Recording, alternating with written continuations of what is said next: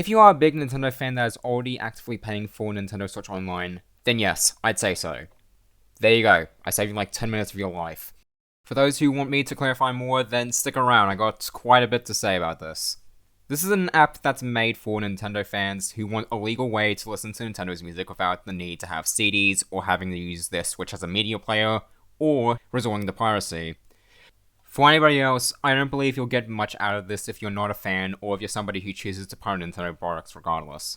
This video is going to be a simple little review of my experience with Nintendo music, as I am both a Nintendo Switch Online subscriber and a connoisseur of Nintendo's music, and by that I mean I pop in Smash Bros. Remixes and a bunch of Mario Kart songs and Mario Galaxy music. So, let's get into the things I like about the app. I'm a fan of the selection so far. It does have a good amount of soundtracks to Nintendo's titles, and I like that they gave you either pre-made playlists that fit a certain mood or fitting a certain character. I think it's a fun little thing to include for fans. I also think giving options for not just Nintendo's current catalog, but their past catalog is a good thing. I think Nintendo's music from past and present should be listened to by more people, and while many of us could do so prior through official and unofficial means, this is a fairly convenient way to listen to their music. I also like the options they give for extending the songs up to 60 minutes, which, in my opinion, is great for listening to songs on repeat. It does save the trouble of having to find the extended version of a song online, and while nowadays I like to listen to soundtracks in a playlist-like fashion, the option is still appreciated. I also think adding a spoiler toggle was a great thing for people who haven't experienced certain games yet and wish to remain spoiler-free for titles until they've completed them yet. I did also go out of my way to go through the entire catalog of options and document them all, and as far as I know, they're all here. Some are weirdly labeled and had to list down every single goddamn KK Slider song in New Horizons, Jesus Christ, but I think the variety is good so far. They even included the Nintendo Switch presentation song as a part of the Breath of the Wild soundtrack, which is great to see they got an official release outside of the presentation for the first time. I know Smash Bros. Also had that, but that was a remix of the song. This is the original one.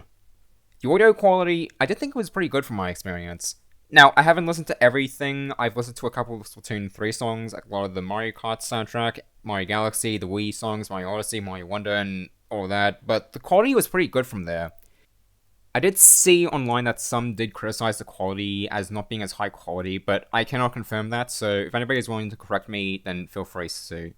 Okay, now let's get into some things I didn't like. First things first, sometimes when I open the app, it just straight up crashes.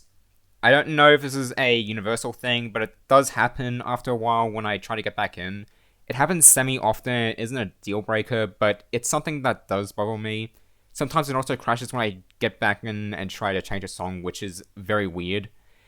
Speaking of, sometimes changing a song can take like 5 years, which does bug me. I know it's not exclusive to here, I know other services like Spotify and YouTube Music does something similar, but it doesn't mean I think that it's not a genuine complaint. Another thing, I know this is me being picky and all, but why don't the games have soundtrack albums associated with them?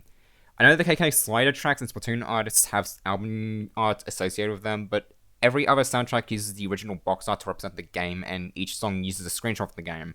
On paper, I can see why they might do this, to show what the song is used for in-game, but I feel it would be better if there was an option to show the original album art for the game's soundtrack, or if it didn't have one originally, make new album art for it.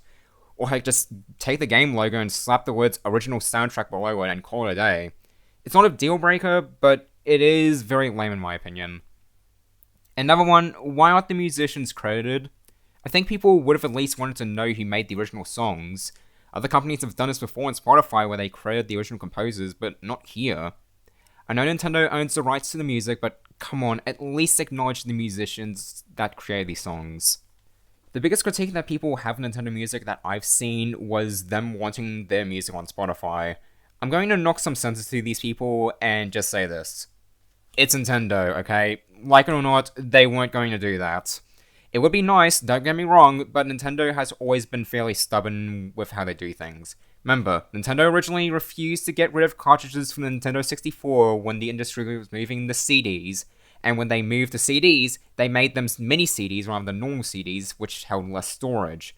Nintendo always has done weird stuff that work, but makes them look a bit out of touch in some ways.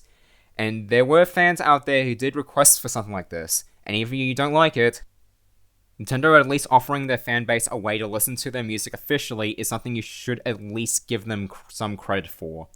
I know the consensus about Nintendo nowadays has been split, with fans loving their games but being weirded out by their business decisions, to people hating Nintendo and saying it's always morally correct to pirate their games, as much as I'm getting tired of seeing that meme personally, but I do think this is at least a step in the right direction for them. I did see people say that they should put their music on Spotify, but personally, I think this being tied to NSO gives NSO more value. I did do some math, and I know something about Spotify Premium. Yearly, it costs around $100, whereas base NSO costs like $20 a year.